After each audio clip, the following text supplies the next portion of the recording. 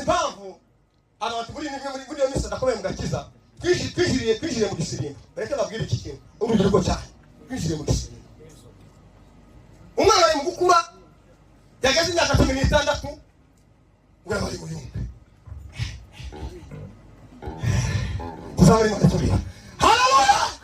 Mwana wayi mu yumbe gute bana kwifasha umuyumbe no munyabasengesho umuyumbe no mbuga butumwa kandi umuyumbe ari gisirimba n'amatiro gisirimba ugasanga umuntu mu muyumbe ntagira bibiri yemwe uwo ni umuyumbe oya agira agatambaro kamuswa kukwenda gusa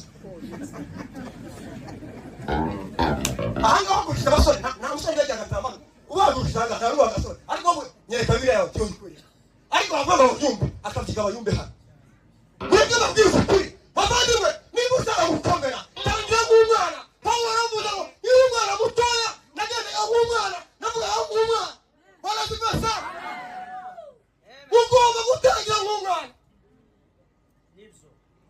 ariko twatangiriye hejuru twatangiriye mu kiyumbe barazifasha ntabwo wigeze uza muri Sunday school ngo waze ukure barazifasha. Niyo mpamvu rero uzapfa vuba, niyo mpamvu uzagwa vuba.